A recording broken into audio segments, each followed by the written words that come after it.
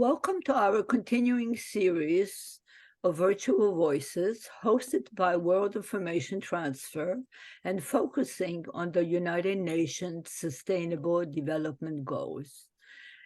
Today, we have Mr. Michael Sander, who spearheads strategy for Sortis investment divisions and manages investor relations for Sortis Funds and Sortis Hospitality.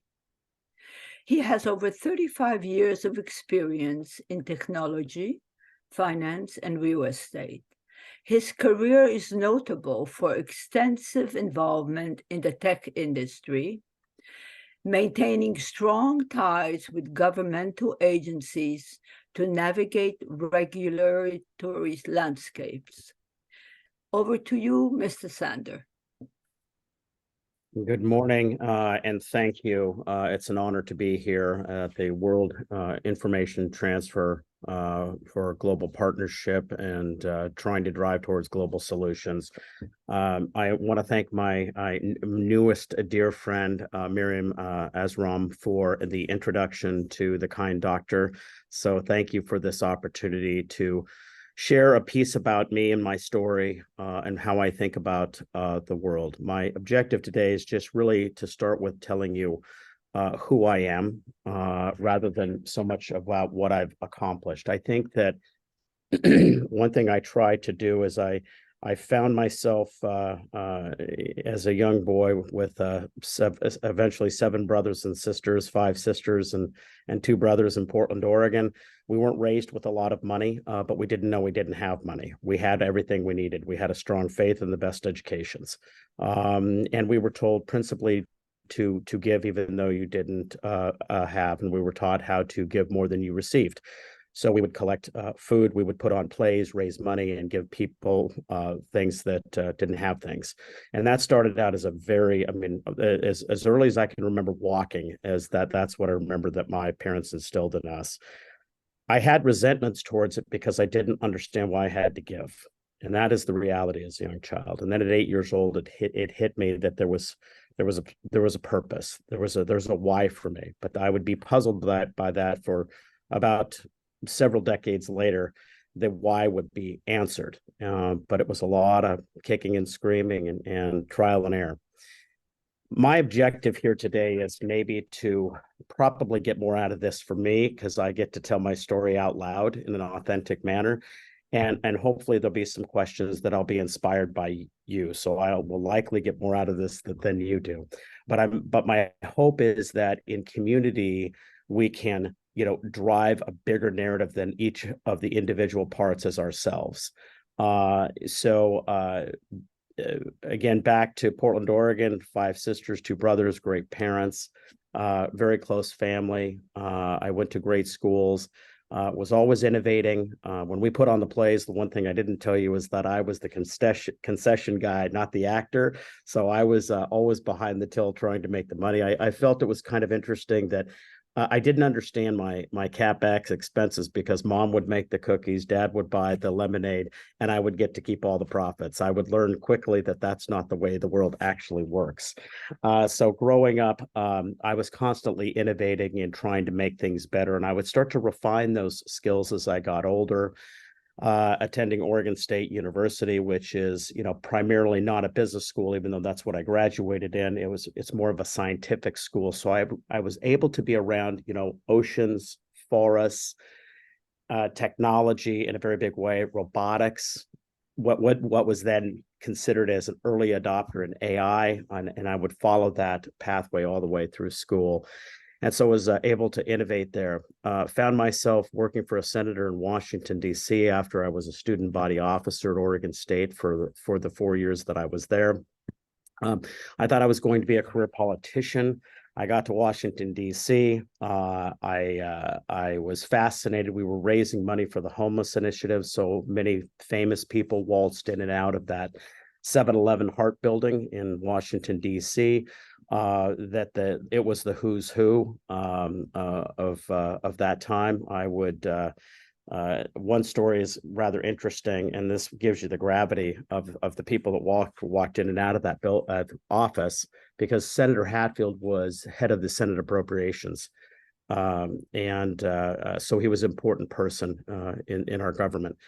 And, but all of this was new to me. I was answering phones and opening mail. But what happened the senator had an emergency where he had to meet with the Egyptian ambassador. In those days, there was a lot going on in the Middle East as there is today, but for different reasons. But what was interesting is that a gentleman showed up, kind of curly hair, and the chief of staff came out and said, "Sport, you're going to go to the Senate dining room."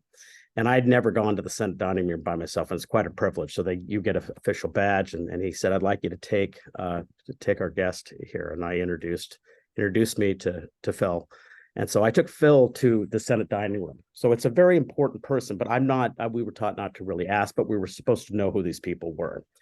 So I spent an entire lunch with this gentleman named Phil, and I got him lunch. We came back. The senator was ready to meet with this person, and Jerry Frank, the chief of staff, came out and said to me, "So how was lunch, sport?" And I said, "It was great. Phil's a great guy." And he goes, do you know who that was?" And I said, "He's a donor from Oregon, and his name is Phil."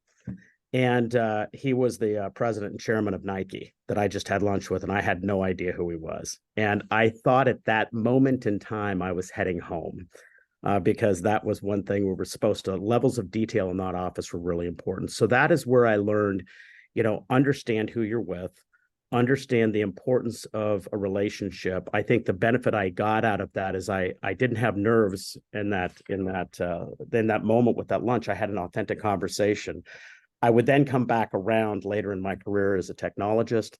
I would then be putting a computer on his desk, and we laughed about that moment in time. So it was kind of interesting. So how things come back around.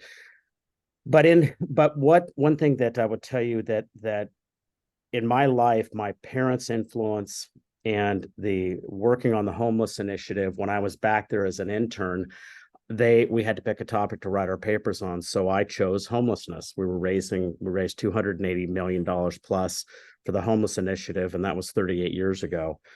And to try to fix the homeless problem, which we all know in this country we have a serious problem, and elsewhere around the world. So I would say, okay, I'm going to go write my paper. So I slept on a heating grate for 3 days with the homeless.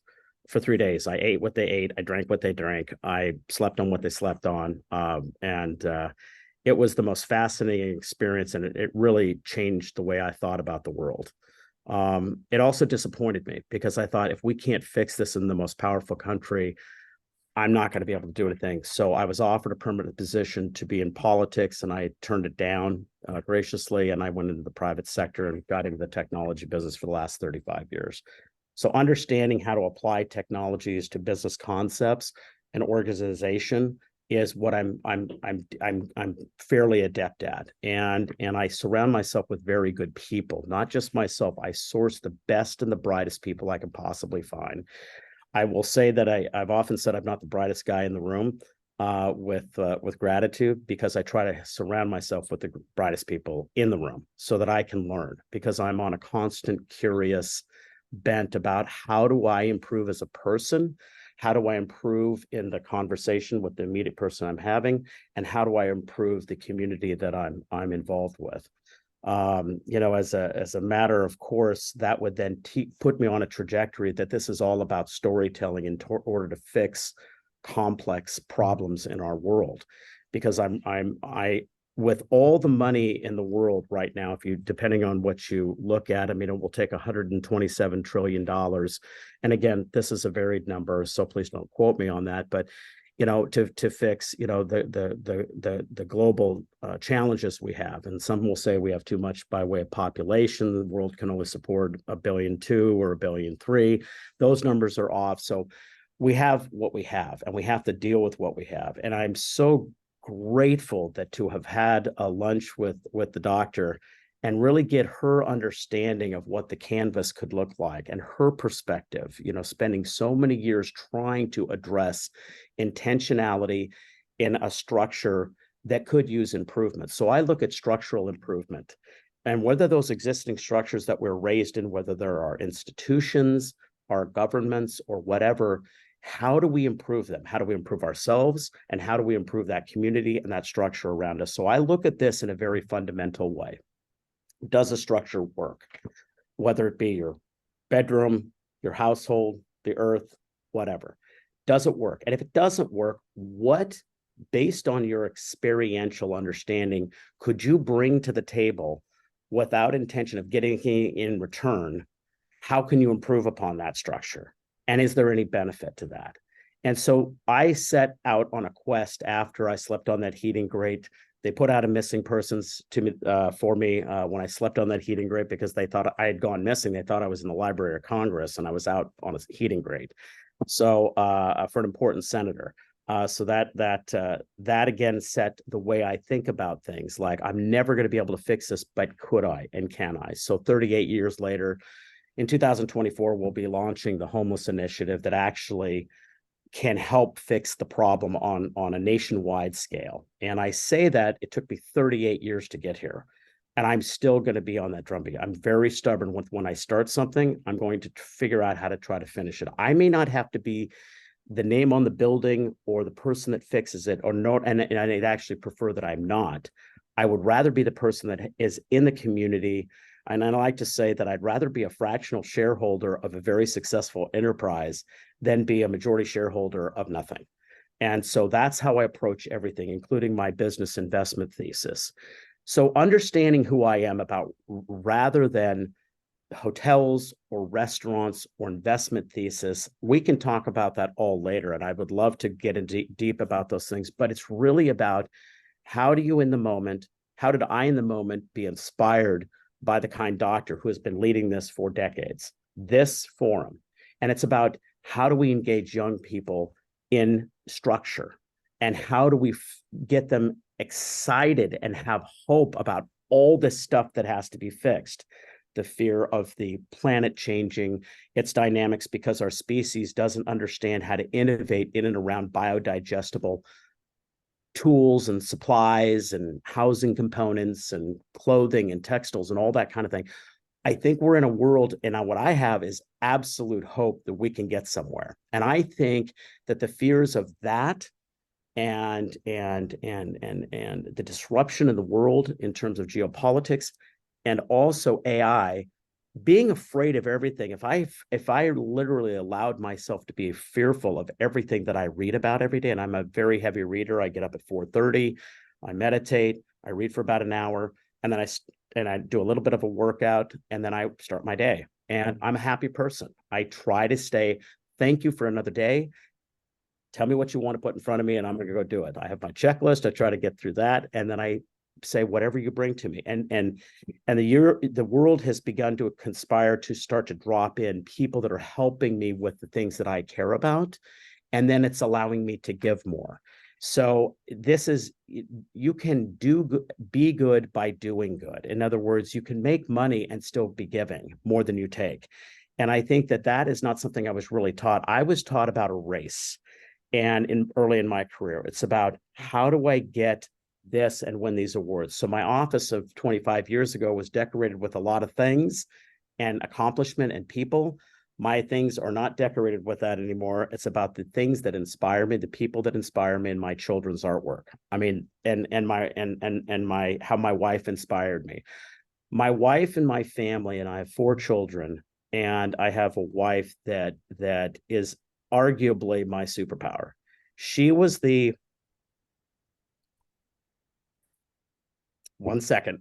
she was the half screw turn for me. I don't like it when I do this. She was the half screw turn for me that allowed me to see the bright corners of a room so that I could then actually continue to do my work. And so being a human being, one-on-one, whether you are a college student, whether you are a child, whether you are an adult running a big organization, I'm going to go after it if I think it's the right thing to do. And one of those things that I did, is I took a bold move and I found somebody who needed some help for the Environmental Symphony. I licensed it. I brought it into Dallas, Texas. People said I couldn't do it in a Republican state. I did it anyway. I got a standing ovation. We, my team, not me, we. And then we brought it into the UN, into a place that I think is one of those structures that could use some help, meaning in terms of intentional, not only gratification, but actually driving innovation. And I mean, I think we should drive innovation right through the heart of those halls and say, how do we fix this? And where we have 17 SDGs, wait a minute, let's pick one thing we're going to accomplish in the next 3 months. Now, getting a structure like that to do something like that is like, it's not set up to do that. So how do we take our young people and inspire them using the tools of AI to say, hey, wait a minute, we've got something here that we can do this thing, whether it's clean up a river or convert plastics. I mean, all these technologies exist. AI is a tool. And if you read the news about what's going on in Stanford, and I'm happy to give it to the doctor and give it to the students, we've got people that actually believe the things that I believe. So what I was seen as crazy at Oregon State and crazy for sleeping on a heating grate, I'm no longer crazy anymore. I've got people that want to be with me, and I want to be with them. The two people I talked about at the top of this call, these are two badass women, and yes, I did say that word, who inspire me to be a better man and how I can help them do what they want to do. That's who I am. So now that I've told you who I am, why would I put an environmental symphony in the middle of the UN General Assembly? One, because we're in the middle of a couple of wars where I think I have to figure out how to drive for peace. And I'm sourcing and looking for people that can help me innovate that. If we have a healthy planet, if we're mentally well and healthy and treating our population one life at a time, I have hope that will stop our warring factions and start to innovate in community together. And it starts one life at a time, it starts one community at a time, and it starts one state, country at a time, and one world at a time. And make no mistake, I really believe, and I gave this to one of my dear friends, this is the globe. And anybody who wants one of these, I have boxes of them. My mentor in Senator Hatfield's office gave me one of these one time, and he said, Sport, this is you got one of these, take good care of it. And I gave this.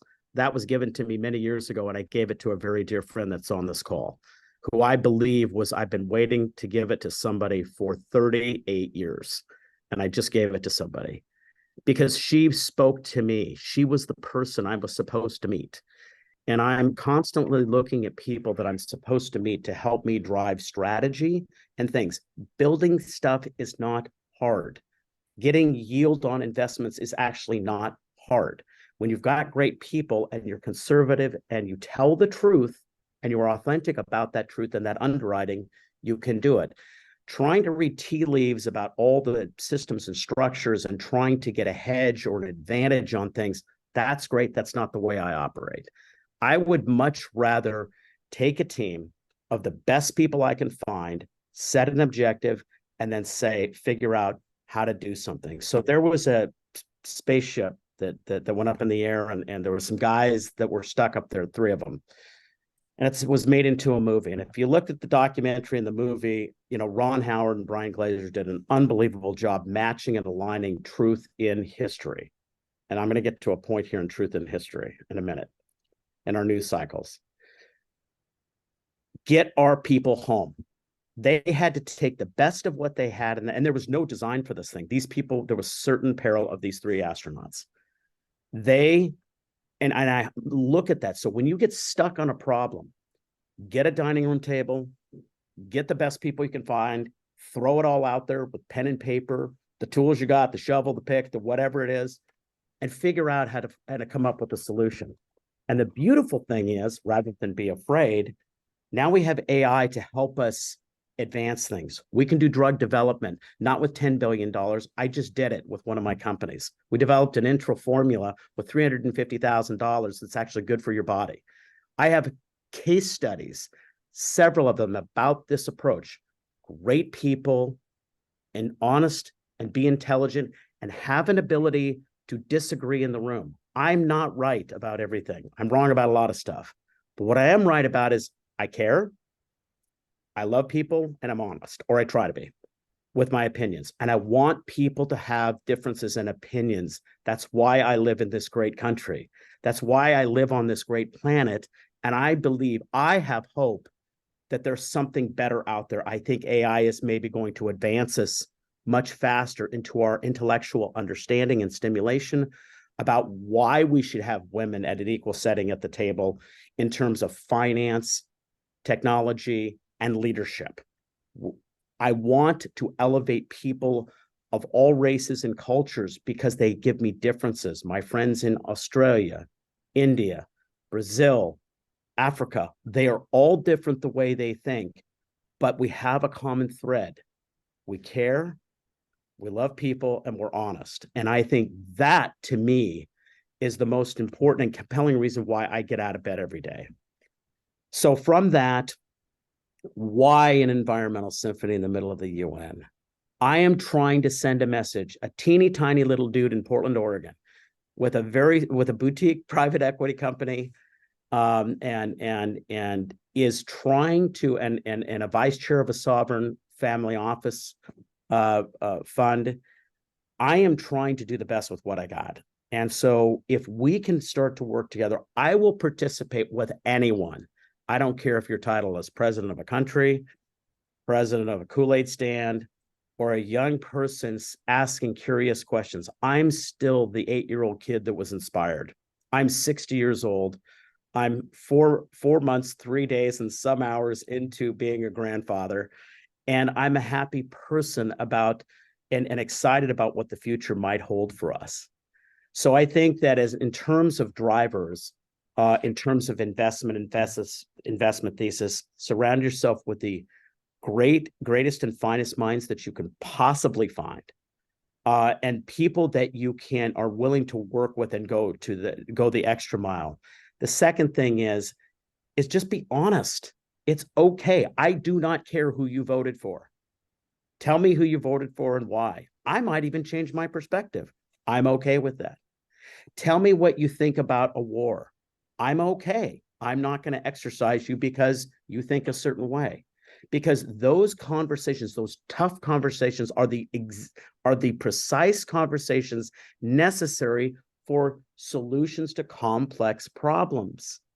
If we all sit here in kumbaya and sit here and sing in a circle, and really everything's all fine all the time. I mean, I don't know about you guys, but I have 4 kids, and I wasn't raised with 10 people in my house and 8 kids with a picket fence, and I don't have a family with a picket fence. We got a cool family. I love my kids, but they are individuals, and I expect them to have their opinions on differences. I expect them to. And I don't always agree, and they don't always agree with me, but we agree on the common thread of love, care, and integrity and honesty in the moment. And so I can isolate. I mean, again, you have no idea how beautifully therapeutic this is for me. So selfishly, I get more out of this listening to myself talk. and hopefully one person on this call might be inspired by something I have to say. I have hope for the world. I have hope for these structures. And the geopolitical thing I was going to say, we have a structure in the UN, a place of gather, an expression. We have 78 years. We just celebrated the birthday. We have 2 wars with the threat of a couple more on their way. How do we engage in innovation in that place of gather?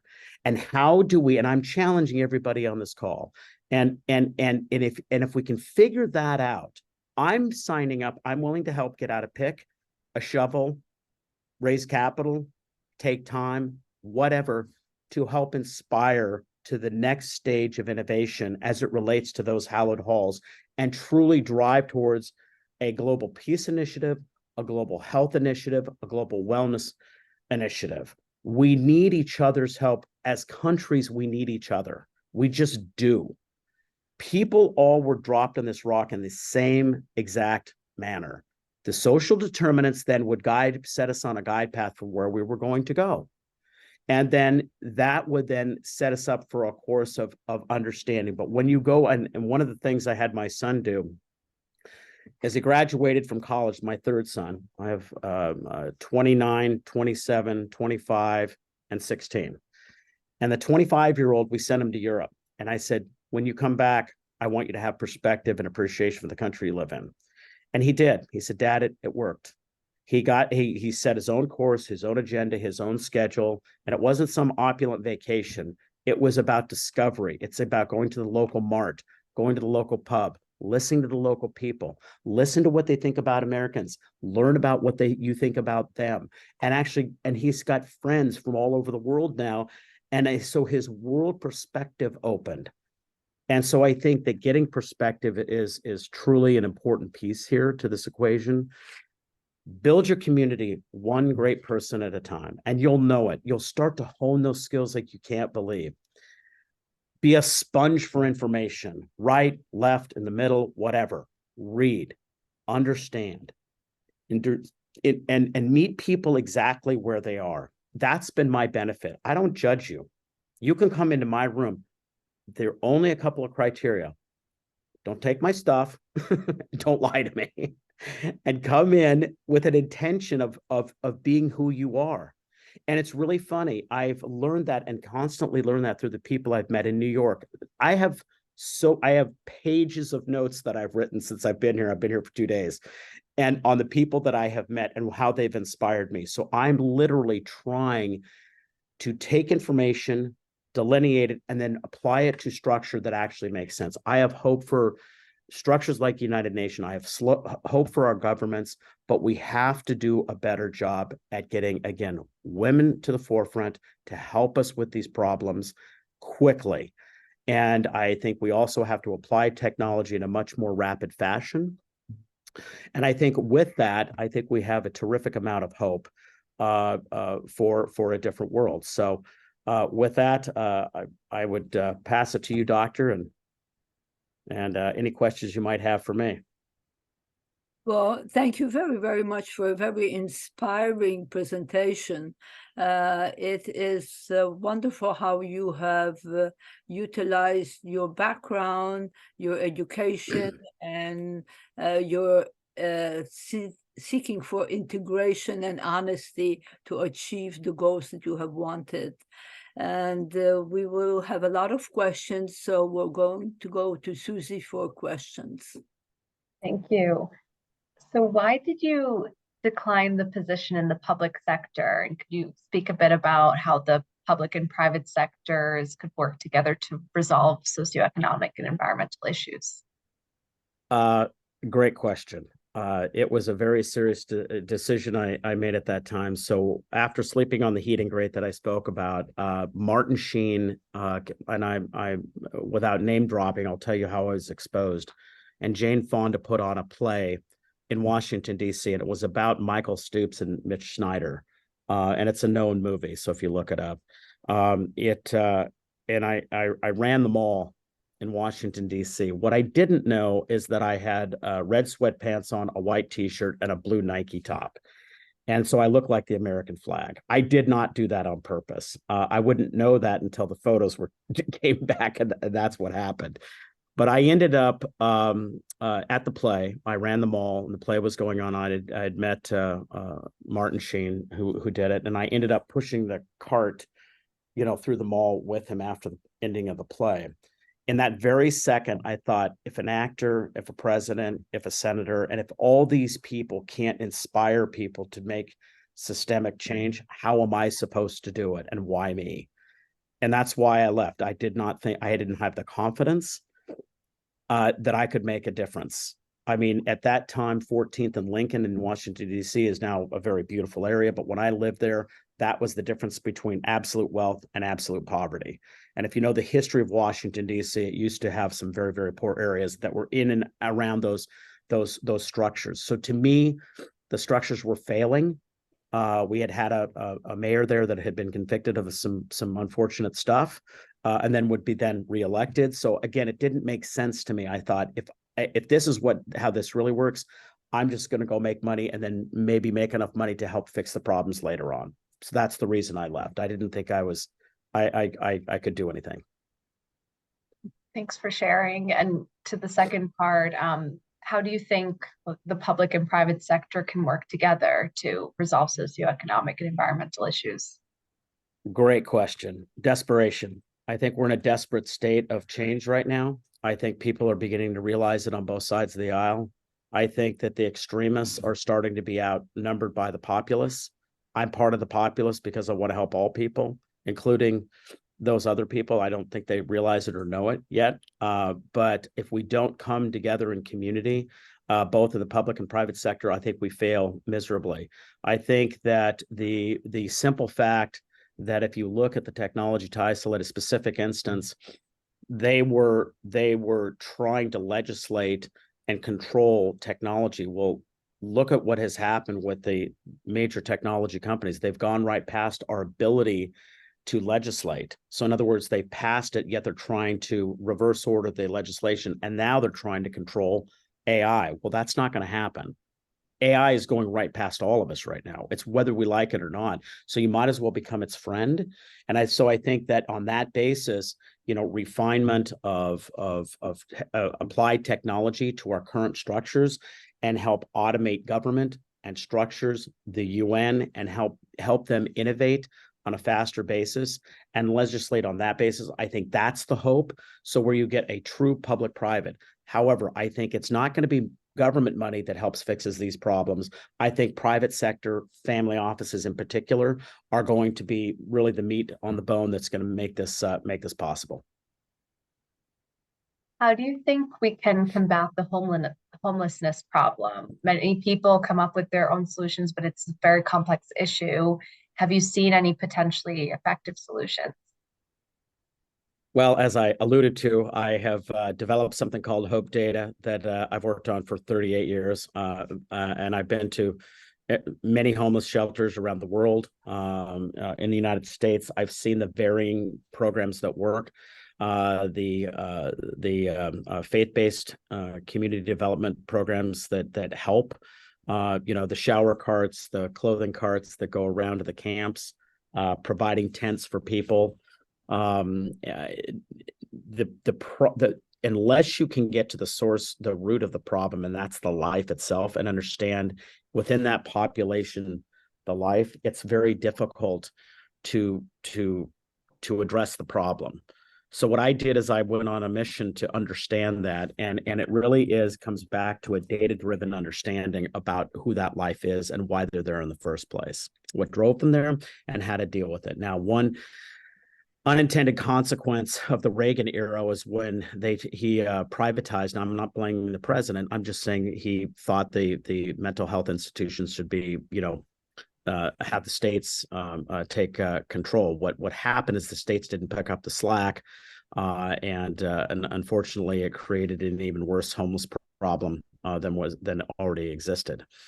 So, back to the understanding the life is you have to have a transition process that brings them into a wellness facility that helps understand their current ailments, the things that are really hurting them, the open wounds, the dental. I mean, these are, you guys, I horrific circumstances. And if you're there, it will turn your stomach about how people actually exist on the street.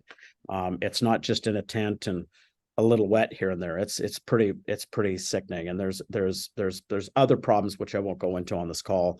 There's a whole society out there of a very ugly thing that's the underbelly of our societies. It exists here in New York. It exists in Portland, Oregon.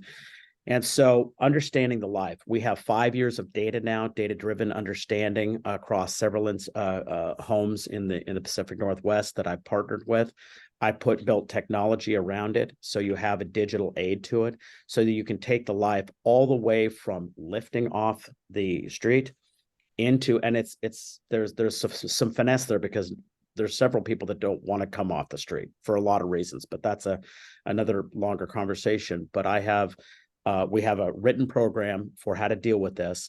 With budget and everything else, it's all affordable. In fact, it's less expensive, this resolve and taking care of the life properly than it is the current strategies that we have, which is policing and faith-based community leaning in to try to fix these pieces, because they don't fix the problem in a 360 manner.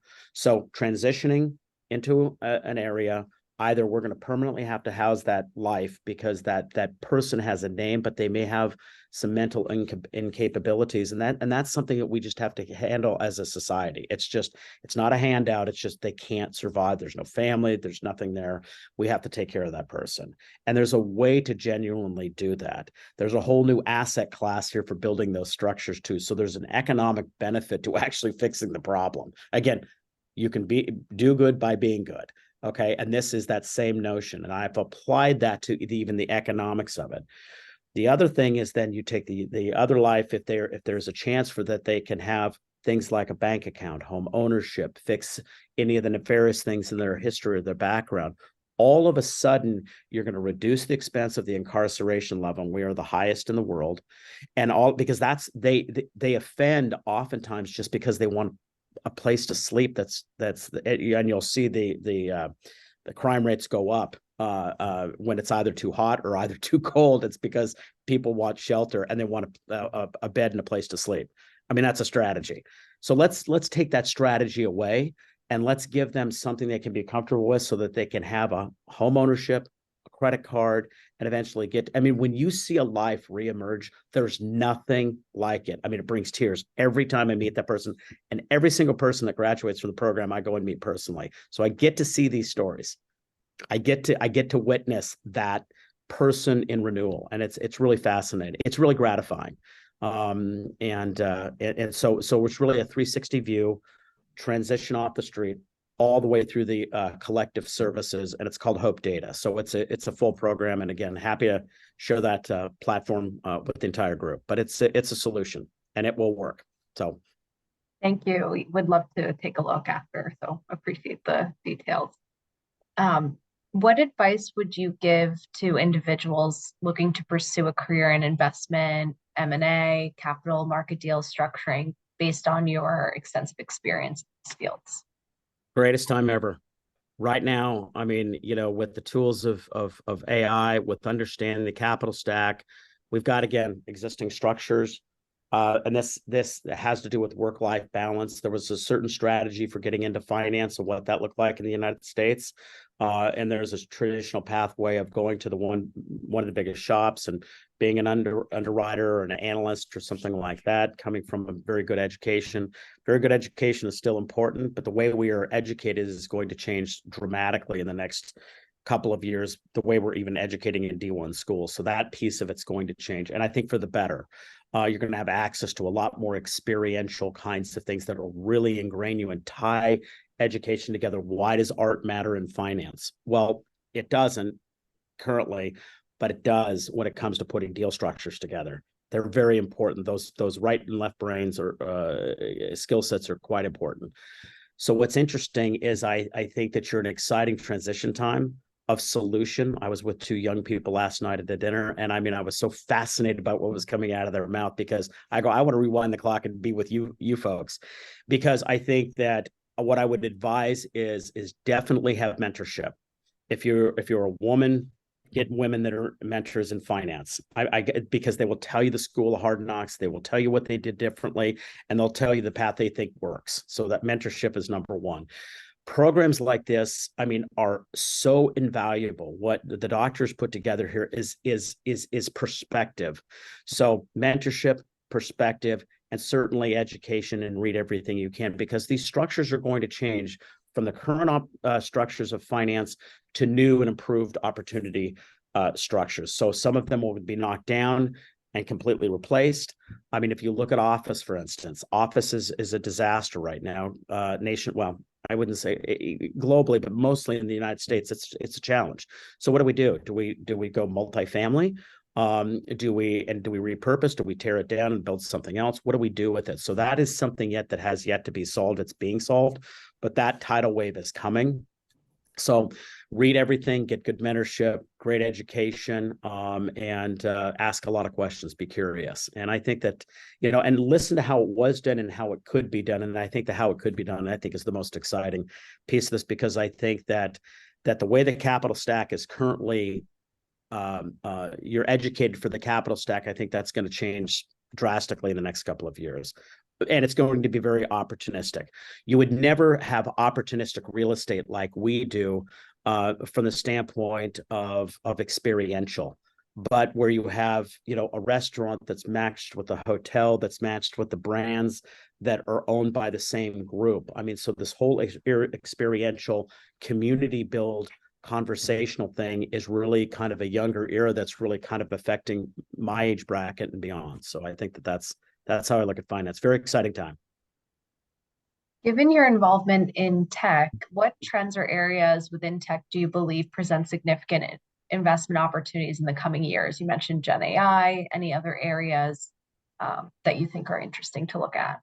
Education, I think, is the biggest. I mean, there's an absolute disruption happening in education, how we source information and news, and where we get accuracy of our information. I think that's going to be.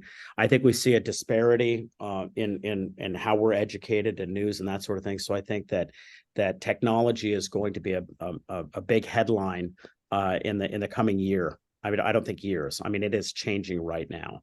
I'm heavily involved in that piece as both as investments and developing that. So I think that's technology is going to change. The next 2 years are going to be game changers as it relates to technology. It's not just AI, the tool of AI, but for instance, how we, when I was in school, this thing was in an entire building, and understanding what's in this tool and being able to leverage it into your businesses. I mean, today with 2 people, you can go build enterprise value almost overnight. You couldn't do that 10 years ago. So the technological tools and the ability to leverage those tools are huge, hugely important. So again, study it, read how they're put together. You do not need to be a programmer. Most of this technology is now off the shelf. I mean, we developed some great tools. It's about how do you assemble them based on the use case. Have a good finance person and have a good leader that understands what the objective or the problem you're trying to solve for the community you're trying to serve, and make sure you're precise on that and do your homework. That's really important. Do your homework and ask a lot of questions. Again, be curious. Do you elaborate on the key factors that have contributed to your success in navigating regulatory landscapes and maintaining strong ties with governmental agencies? Failure. Failure. Trial and error is really, really important. Being told I couldn't do something, that's not how this works. You need to do this. You need to do that. We went after years ago buying a bank, and somebody said, "What do you know about buying a bank?" And I said, "Nothing." And I said, "But I'll find somebody that it does." And so it's really, you have to find the right people that are aligned for when a structure needs to be altered, improved, or changed. You need to find that person that's willing to help you make those improvements and or changes. So I found the person that helped our company buy a bank, and then we would end up buying a bank, recalibrating the bank, and then selling the bank. We would build an online bank and then sell that bank. So technology bank. So understanding core systems about how banking now works. I mean, I didn't have any of that information. So it was really trial and error. And you have to fail a couple of times before you can figure it out. And there was a lot of regulatory headwind there. So you learn those lessons. Again, asking a lot of questions, what works and what doesn't work. I also meet a lot of people. I don't ask anybody for any favors or any of that kind of stuff. I just ask them, why are they in office? What are they trying to accomplish? And I think that's what I spend a lot of time doing, is listening to a lot of people, reading their books.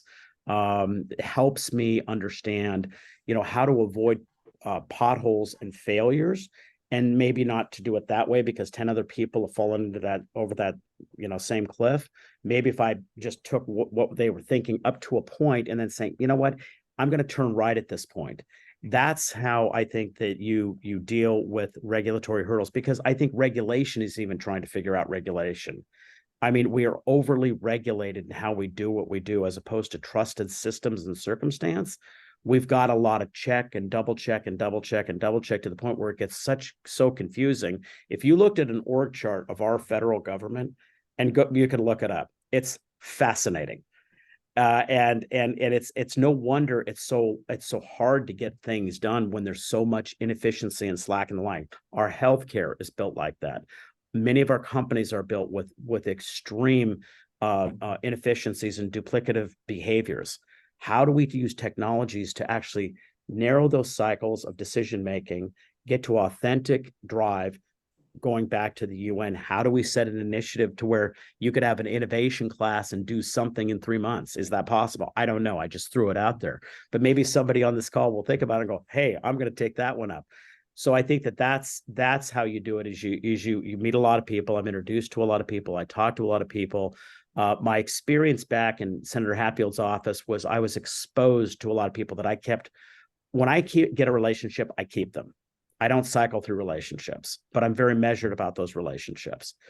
So that's what I've done as a filter. Is if you're willing to put up with my crazy sense of humor and the crazy way I think about the world, and you can help me and I can help you and we can enjoy a relationship.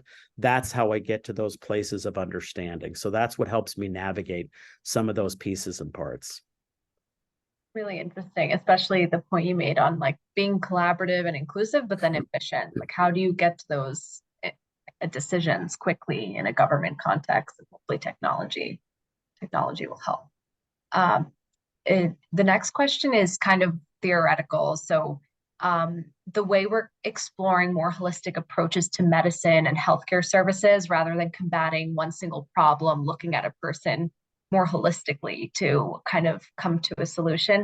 Do you think we could address issues in a country holistically like this, since each problem and each solution to that problem poses a trade-off and can have a negative impact in another part in the system? So have you seen ways in which, or do you see a world where certain solutions can make everybody happy? Wow, that one's a load. But I appreciate the question, and I'll kind of address it in two parts, if I may. The healthcare system, again, is a system that was built on the basis of traditional approaches to care for the life. And so what you've seen is the erection of hospital systems and clinic systems, and you've seen these roll-ups and how they work, these hospital systems. And boy, I wish I had my resident expert in this field, Dr. Stephen Shia, but I would tell you the inefficiencies in that system is horrific. We have very good innovation in healthcare, but we have a hard time getting from the innovation directly to the patient. I'll use it as an example. My father died of a glioblastoma, which is brain cancer. It's a tough form of brain cancer, about 18 years ago. That at my dad's funeral, one of my dearest friends showed up and said, "I got this Sandy." That was my nickname in college. He put his arm around me. That same gentleman has glioblastoma. And he has now going to 2.5 years. The average is about 11 months. And MD Anderson now has a fast track or warp kind of program where we can fast track these healthcare opportunities to a life, but it's only in desperate situations. And we should not have to be desperate to drive systemic change in the system. You know, healthcare is a very big insurance. It's a very big topic. So I think addressing it from a macro level at the top, like what are we trying to do with the life? And then starting to fix the problem from there, rather than trying to fix all these micro systems from the bottom. I think it will take forever to do it. And the problem with that is then you get competing factions from the bottom, right? You have to have a decision like, this is it. I am waiting for that healthcare person to emerge. The kind doctor gave me an idea at our lunch yesterday, and I'm going to think about that and actually talk to a doctor about it, because I think it's a terrific approach. I know some very big hospital systems that are trying to figure out profitability versus the crazy costs and the insurance problems. I mean, there are collisions of these systems that don't allow us to get the best of care that is currently available for our overall population. So you've got at the top of the food chain, you've got a problem there that needs to be resolved, number one. And number two, you have to allow innovation to breathe through all the way to the system, all the way to the top, like this is a good idea. And so that's why flattening the structure and creating innovation line of sight is going to be really important. And I think that will come as a matter of how fast AI development moves. I do. I think that's where AI is our friend. Like, why don't we make, and if you talk to the money people, why don't we make more money by doing it this way? All of a sudden, you're going to be the smartest person in the room. So I think that is actually coming. And my hope is that that's how we utilize AI to fix some of these more. And that is a very big problem. That one's a tough one, meaning that there's so many factions and players that don't want it to change because their business would be either eliminated or recalibrated in a different opportunity structure. So you get an inherent, like, my job's going to go away problem, if that makes sense. So Thank you. Hopefully that addresses your two parts. Thanks. It does. How does religion shape your view on life, the world, and guide you as you work toward a successful career? My faith is number one to me. It's everything. And I am not concerned whether you have a faith in anything other than you're a good person. I don't judge people whether they do it all, but I believe in a greater good. I believe that oxygen mask is between he and I. I'm very private about my faith, but I'm very strong, and my conviction towards that is number one, and then it feeds to my wife and my children, and then it goes to my community. That's how I get it. That's actually what the ritual I do literally every day. So that drives every decision I make, everyone. Very powerful. How do we change mindsets from this race you mentioned, the race to achieve and gain, to more of a longer journey to help bring access to resources to more people and teams, and redefining success that way? I love that question. That's cool. Thank you for asking that. Mine was an evolutionary process. So it was started as an 8-year-old kid. The kid was violated, by someone I knew, and that would create a dark place that I had to go have a lot of pain over. And I'm on an open forum on a recorded call that is in history, so I'm okay talking about that. So I'm growing up, and I'm growing stronger in my faith that I'm supposed to tell that kind of story. So that others that hurt and that are challenged can come forward and resolve those, and so not be haunted or held back in terms of a good life and a quality of a good life. I've been given everything I've ever wanted in this moment. I don't need anything else other than I just want to do more of the things that I think are important. I'm not sure that I'm answering your question, but I'm responding to it in a way that I think is it kind of gave me a superpower to be released from all those bricks that I think I was carrying around for a long time in my life. And the doc talked about yesterday, mental health and wellness. We all carry bricks, and man, if you can just lighten the load a little bit, you can be a little bit more nimble and kind of move about the cabin a little easier. And my bricks got lifted, and so I can now think freely and just be kind of who I am. And even in on a call like this where I don't know people and I don't know what you'll do with it, and I don't know what press it ends up, and I don't honestly care. He'll take care of the program, and away we'll go. And I get another day today, and I'm going to do the best I can with the day I got today. So we have some questions from audience members who have maybe never invested before. So just speaking more kind of like, how can they develop their financial literacy, learn about what mistakes beginners make and how to avoid them? Like any advice there? They're a great question. As a young person, there's a lot of tools that weren't available to me as a younger person. And, there are app investments. Opening up $100 bank account and starting to invest in the market to understand what the market is, but actually read about why the market was even created in the first place. Wall Street. It's pretty fascinating. The titans of industry that created it, at the turn of the century, well, the previous century, and why they did it. That's really important. So history is everything, I think, for me, anyway. I want to know why people thought the way we did, and I want to know how history repeats itself. The biggest lessons I've learned come from the dawn of pre-religions, more organized religions, and understood Egypt and 3,000 years ago and how that even works, and 4,000 years ago, how people evolved. So I look at those structures and go, how did I get here? Why am I here? And what am I supposed to do? I got to my why. I know what I'm here for. I get it. I'm young enough to lean into it. So the tools of investing are about history. Understand how our markets developed, number one.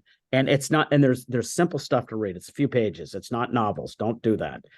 And two, there are apps out there, many of them that are pretty good about savings. Save. If you're a young person, save. Do not throw, if you have a soda and you throw it in a can and don't get recycling, you're hurting yourself. That's a nickel. Value the nickel. I don't care if it's, that's what I try to educate people. Try to save. If I could have been a better saver, I would have had other means earlier in my career to be able to do some of the things I'm doing today. So save. Get a financial mentor. Get somebody in your Rolodex that you could call and say, hey, I'm going to invest $1,000 and that's all I got to my name. Should I buy a car or should I lease a car? You have to ask those questions. There's reasons why you do or don't make those decisions given where you are in your career. And early in your career, savings, discipline in your day, and throw some fun in there. Go listen to some music. Go to an art museum. Go do something that inspires your mind, and not just only that, but put the combination together. I think that's really critical to a young person. But the tools are all there now. I mean, it's an exciting time. Again, I'd love to be a little younger again and go do it all again. How do you deal with difficult situations in your day-to-day work? I have a mantra that I say in my head, and I breathe through it. I handle a lot of very, very challenging situations. And it's really important to keep your cool even under the heat, under the heat of pressure. I will tell you, the environmental symphony is probably the hottest thing I ever had to go through because of the political circumstances in and around all of the pieces and parts that to me didn't seem important, but were important because of the institution itself. So I think that you have to respect the institutions as they stand, and you have to also be patient enough to work in and around them. Even though you may see a faster path, you've got to exhibit, an element, I think, of patience and understanding, and primarily be patient with yourself. Don't get frustrated with yourself. Just kind of sit back and breathe. I think my wife does something really cool. She says, when you get really wound up, she says, this is my paraphrase version. She goes out and puts her feet in the dirt and she just, is quiet. What I like to do is I like to, when I'm really stressed, and I do this a visual in my head. I used to be this kind of guy that I did this, if you can see my hands. But now what I think about in my life in the last couple of decades, I close my eyes and I turn them over. By doing that, just that simple act, if you're standing outside in the dirt, opening your hands, you have the ability to give more than you receive. It's a beautiful thing. And another dear friend that Miriam introduced me to just refined that whole notion and just to help intensify my heart on that. So be patient and just be ready to give more than you receive is how I would do it. What components are critical for a campaign or pitch to get buy-in, stakeholder investment or alignment around? Your messaging is critical. Be clear, do your homework, be clear on your message, be clear on what you're trying to accomplish, and be clear onto the value proposition as it relates to not only internal stakeholders, but how it impacts external stakeholders.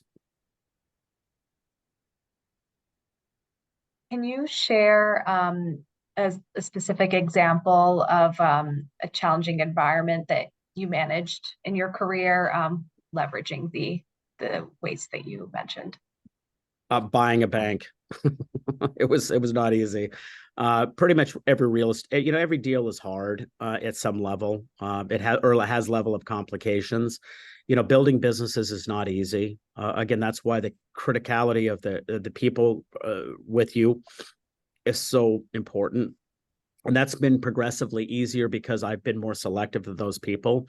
And I'm not talking about, super decorated people. I'm talking about somebody who could sit in a moment and be candid and honest with me. So I think that the bank was a tough transaction. If you're talking about transactions, just because it was a world I didn't know. I mentioned the UN was hard because it was something I didn't know.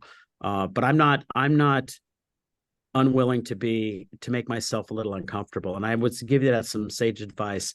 Do your mantra, do your prayer, do your meditation, worship who you worship, but definitely be willing to be afraid. It's okay to have a little fear, because if you're having a little fear, then you're actually stretching yourself to something that's way beyond yourself, and that's when it gets like that's like the runner's high or the skier's high or whatever. It's so cool, man. It's just such a energizing feeling, and that's what gives me hope every day. A few audience members are interested in responsible investment strategies and how they contribute to positive social and environmental impact. Could you give some examples of successful implementation of these, or some strategies and principles you use when investing responsibly? I think I think that goes down to the organizations that currently do it. I think WaterOrg is a terrific philanthropic group. Matt Damon's group, I think, is fantastic. I think that if you're talking about the environment, I think what Trammell Crow's done, EarthX is truly terrific. Taking his own money and just trying to jam right and left people into a conversation to figure out solutions. I think that that's attracted some ESG opportunities in terms of real responsible investing.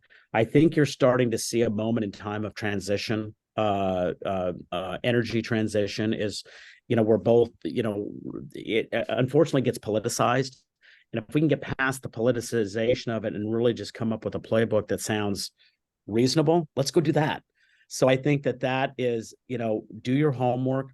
Do not go into things that don't have underlying stability to them. It was the problem I had with cryptocurrencies, the blockchain. The technology is absolutely unique. Tokenization is a reality that we will see in our future, in my opinion. But people were trying to make a quick buck and trying to skirt the existing structure. And our federal government's not something you just kick to the side and say, oh, we're going to go past it. You have to respect industry and leadership, but also be willing to stand up in that hallway and say there's a better path for a new opportunity structure. This question is related to a lot of points we discussed, but very often our profit depends on time and money. So it makes this audience member think, how do you not lose heart while kind of trying to establish goals to drive efficiency, results? If I could paraphrase the question, is it how do you not give up? Is that more in line with the question, or more around like your point around how you can still make money while doing good for society, but sometimes this audience member was thinking that profit is dependent on reducing the amount of time. It's dependent on increasing revenues. So how do you kind of maintain that heart and goals and compassion while you're striving for achieving these results? It's a great question. And that's the age-old question of, this is not practical. Here's the practical, and here is the hope, and the philanthropic. And what you're starting to see, those worlds are coming together. So the do good by being good concept. So it took me 38 years to come up with a strategy to actually make money at the homeless initiative. I mean, states can actually reduce their overall general fund and actually create jobs. Now, how great is that? And actually not incarcerate the people. So you get a double dip in savings, and you get a double dip in making money. So look, it took a long time to figure it out, and there will be starts and stops to the process, but at least the heavy lifting has been done, and then the keys will be handed to somebody else, and they can have all of it. I don't need the name recognition or want it. It's look, we have to work together to be bigger than ourselves. And as a practical matter, we've got to drive profits. We've got to do this. I get that. We all have to do that. But but is there a better way to think about how we actually benefit that community with which we're making money off of or with?